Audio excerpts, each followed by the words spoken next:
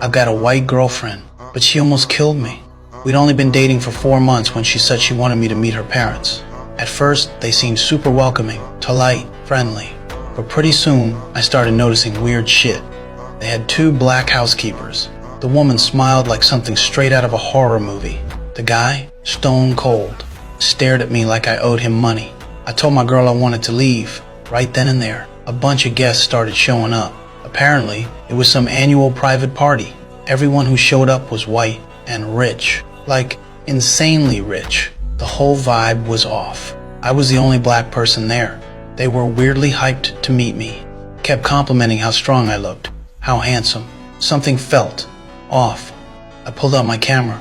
Figured I'd take some pics to chill myself out. Then I saw another black guy. Finally, a familiar face. I rushed over, said hey, but he looked vacant. His eyes were empty, his body stiff. We barely got a few words in before this old white woman walked up, all over him like they were dating.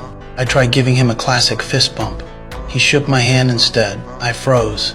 This dude looked black, but everything else about him felt white. What the fuck? I headed back inside, confused as hell. Tried to plug in my phone. Cord was yanked out. That freaky maid popped up without a sound. She said she accidentally knocked the plug out. I told her it's cool. I wouldn't rat her out. She gave me this look, like she was trying to cry and smile at the same time. Then she said something that chilled me to the bone. I can assure you, I don't answer to anyone. Right. I backed out of the room real fast. Called my buddy who's a cop, told him everything. He said something's not right, and told me to send him a pic of that black guy. I went downstairs and snapped one, but the damn flash went off. Everybody turned to look. The guy I photographed, his nose started bleeding. Then something inside him snapped. He charged me, grabbed me, screamed at me to get out. Now I was really freaking out. I sent the photo to my friend. He called back quick. Turns out that same black guy had been reported missing 6 months ago. My whole body went cold. I knew I had to get out. Meanwhile, those rich folks, they weren't just here to party. They were bidding on something. That something was me. A blind guy won. Yeah, he bought me. And I had no clue. Totally in the dark. I started packing mine. Then I saw this door. Slightly open. Inside was a red box. I opened it. Photos. Tons of them. All of her. With black men. Posing like they were couples. She told me I was her first black boyfriend. It was all a damn lie. I kept flipping through. Saw one with her and the male housekeeper. Another with the female housekeeper. Suddenly, it all made sense. I kept it cool. Told her I just wanted to go. We headed downstairs, and her brother was blocking the front door. Then her parents showed up.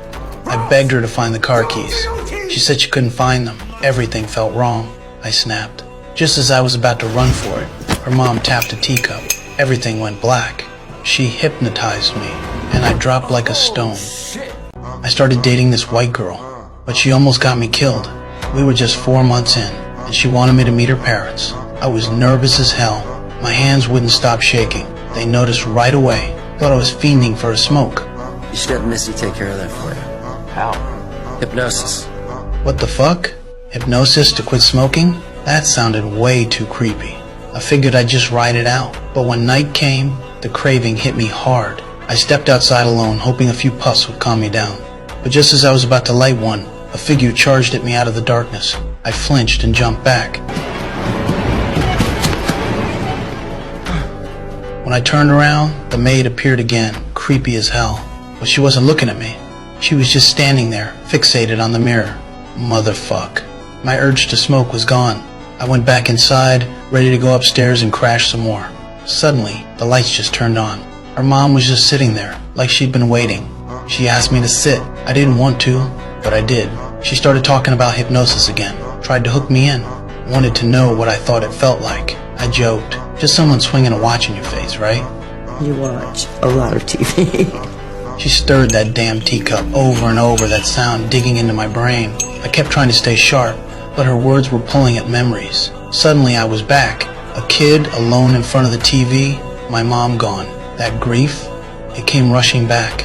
My body went limp. I couldn't move. That's when I knew. She'd hypnotized me. Now, Wait. think. The next I was falling. sinking into total blackness. Then I snapped awake in bed, gasping. Maybe it was all just a dream. But in the morning, I ran into the groundskeeper. He said sorry for scaring me during his night jog. That confirmed it. Last night was real. I spotted the maid again, staring into the mirror like she always does. It creeped me the hell out. She noticed me looking. I turned away quick, and then I realized I didn't even want a cigarette anymore. That scared me more than anything. I packed up fast and got out. I bolted for the door, fought off her brother, but then her mom. She banged the cup again to start the hypnosis. Oh, shit! I don't know how long I was out, but I woke up tied to a chair. No matter how hard I pulled, I couldn't break free. When the sound of the TV started up, that's when I realized what was really going on. They were transferring white people's minds into black bodies. They called it the coagula procedure. I wouldn't be me anymore. I'd only exist as a third party. Just when I thought all hope was lost, I saw the cotton coming out of the armrest I'd torn. That's when the idea hit me. Meanwhile, her dad was prepping for surgery, and when that sound came again, the clink of the cup, I was hypnotized again. Her brother came in with the wheelchair. As he leaned down to untie me, I grabbed a heavy ball and caught him off guard with a hit from behind. He dropped. I pulled out the cotton from my ears. Now it was my turn. I burned with rage. First, I took out her father. No hesitation. Next, her mother.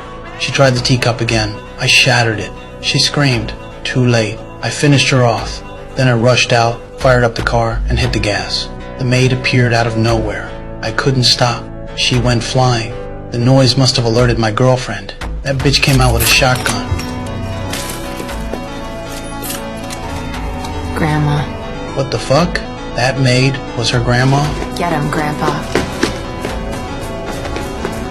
Then the groundskeeper tackled me. I hit the ground hard. In the scramble, I pulled out my phone and flashed the light in his eyes. That was the trick. It gave him back his mind. Let me do it.